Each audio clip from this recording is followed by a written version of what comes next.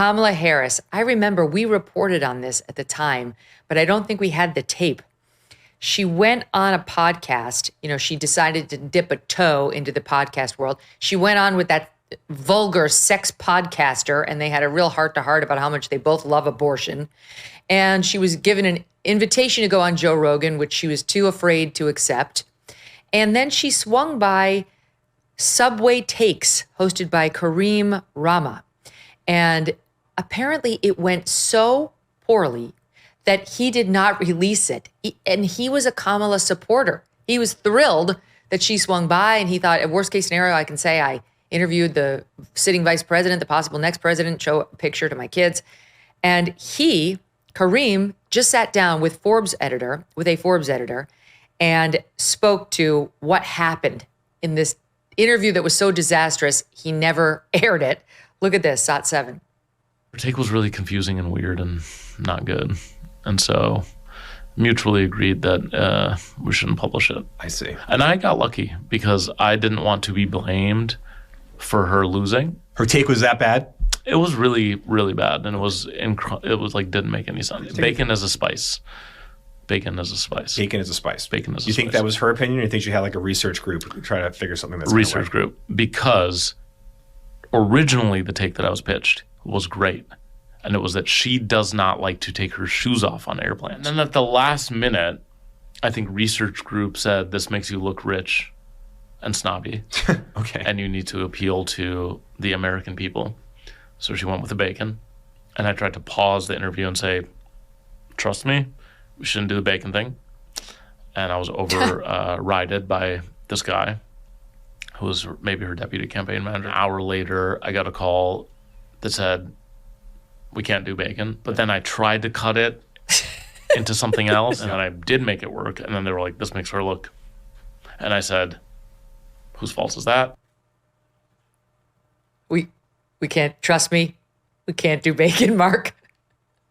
Megyn, how bad would this interview have to go for you guys to just kill it out? This isn't going well. Happened. Let's kill it out. My sort of signature line about Kamala Harris is she does not like to make difficult decisions under pressure. And you saw that as vice president. You saw that as a presidential This was a tough one. Yeah, but it's like difficult decision under pressure. Bacon as a spice. The host tells you don't do it, and you still like agonize over it. And the first one before that, don't underestimate her. Right. Because she also had to decide: do I stick with it's a hassle to take off my shoes getting onto the airplane? Like something that now has been universally accepted as Trump reverses that through his TSA. She would have been ahead of the curve. Was it shoes through TSA or was it shoes on the plane? I thought it was shoes on the plane. Maybe I misheard. Either way. On the plane. But it's an issue. Either way, it's an issue. I bet you there are a lot more stories about this because as we saw throughout the campaign, we saw this with the endless Rogan negotiations. Like they were afraid to put her in situations. This is why when people say, oh, she was such a good candidate, it was only if she hadn't been such a great candidate, she couldn't have turned things around in 90 days. She's not a good candidate. She didn't perform as a good candidate. And they knew that because they had to negotiate. Trump's like somebody says, yeah, go do Rogan or go do, what's his name? The comedian who's been on your show. Theo Vaughn? No. Oh, Andrew Schultz. Andrew Schultz. Go do Andrew. Trump should be like, yeah, let's go. I'll stay for 4 hours.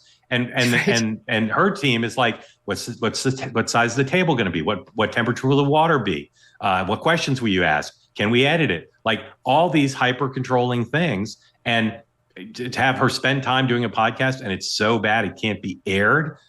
Maybe that's happened in American history. Might have happened to Monroe, but I doubt it. I guess Schultz asked her, but she declined. Of course, yeah. Yeah. What a shock. Of course. Yeah. So, but think about it. Like, of all the inanities out there, like you can't make your case about bacon in a compelling way. Like even I could make the case that you could use bacon as a spice. I mean, I wouldn't argue this, but if I had to in a court of law, or like Model UN style, where you're not given a choice, this is what you're arguing. Yeah. I would say they dry it up, they chop it up, they put in one of those spice-looking shakers. People shake it on their salad. It's even a commercial. I've seen it in commercials being shaken on a salad. You could make the case if you had to. When I was a child, there was a thing called Bacos. That probably didn't actually have bacon in it. I can only imagine what Bobby Kennedy would say about the ingredients of Bacos. But But yeah, of course you could argue that. But the point is, you're going on some podcast. Your staff should have researched it, and you should be swaggering in and killing it rather than Yes. having the segment actually killed because you can't perform well enough. It's why I say, like, as Bill Clinton once said about Mitt Romney, that person should not have a job that requires them to speak in public. And I think the same thing applies to her. If it's a pressure situation, and I confess I don't know the format of this show that she went on, but It sounds like they shouldn't have gone into it without being confident that she could master it, and it sounds like she couldn't. And by the way, she picked the subject. That's what's so crazy about it. That's his whole point. Right. Like, they had settled on the shoes thing. Then she thought it would make her look too elitist because she was trying to tell us all she had jobs at McDonald's, which was under scrutiny, of course. And now she doesn't want to look like the child of privilege that she was. And so she switches to bacon as a spice. She chooses bacon as a spice. She can't make her own argument. She's so inept at it that they have to cut it out of Subway Takes, a fun, lighthearted show where you're supposed to just go on and show that you can be a fun person. I sort of loved that host's attitude as he explained the tragedy that he didn't want to be blamed for her losing, and her performance was so bad he thought it would lead in a linear way to 270 electoral votes from Donald Trump if he had pressed send and uploaded it. So I sort of enjoyed that, and now I kind of want to go on that show.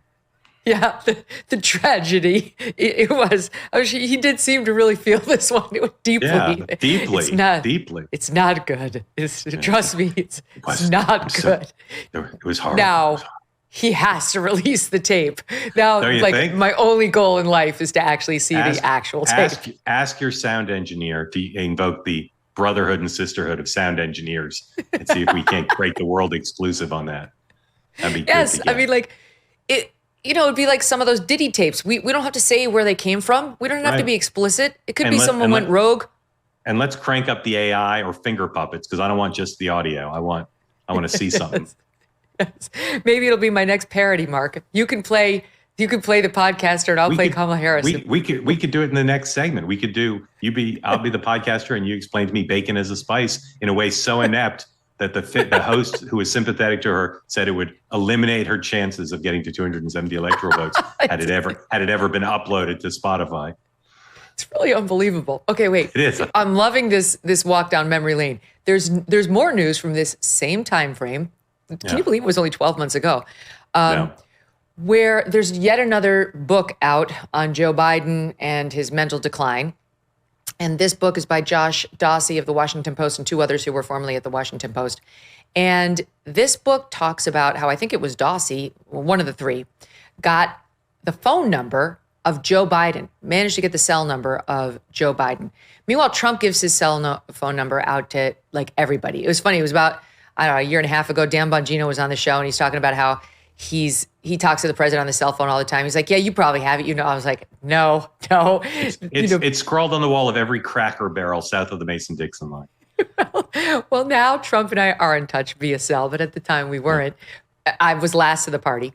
Anyway, he's very easy to give it out. He wants to talk to the press. He wants to talk to everybody. Joe Biden, completely the opposite. Kamala Harris, completely the opposite. But really, there was reason for Joe Biden's aides to not let him be too easily accessible.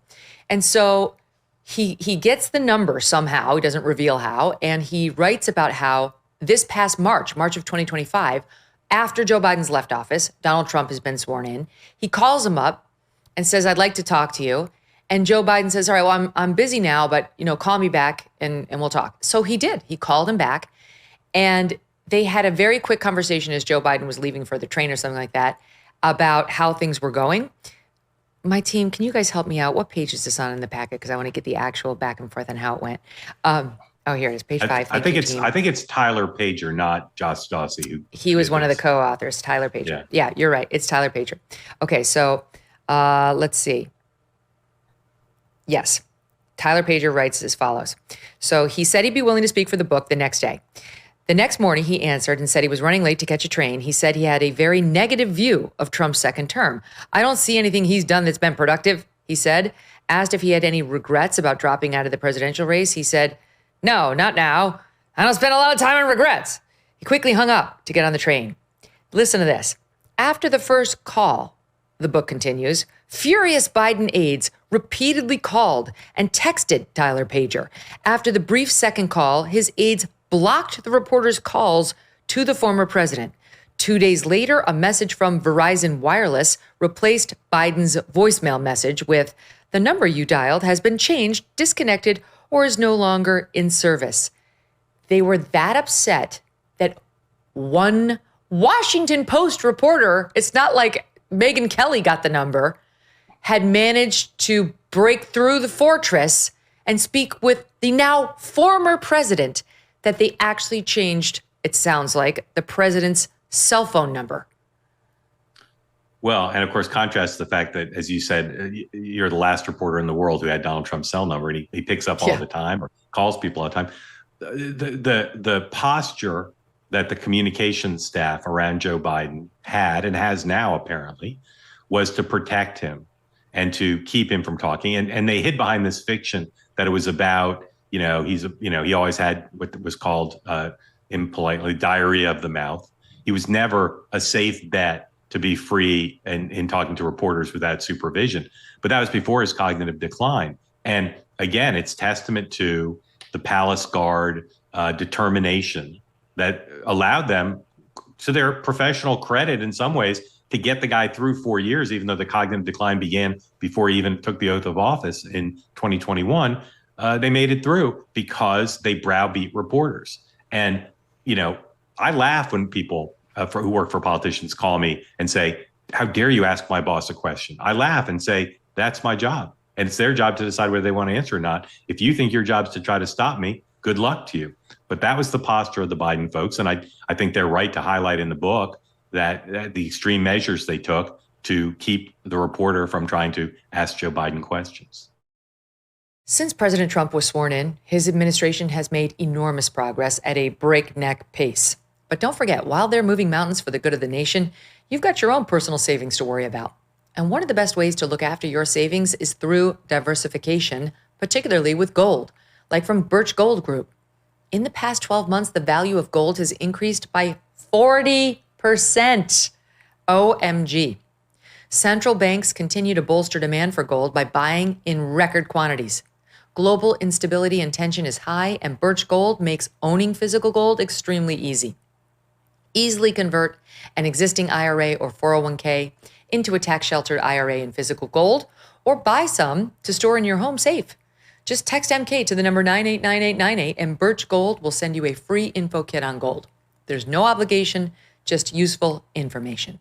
With an A+ rating from the Better Business Bureau and tens of thousands of happy customers, take control of your savings today. Text MK to the number 989898. Thanks so much for watching. If you like what you just saw, hit the subscribe button for more clips and full episodes.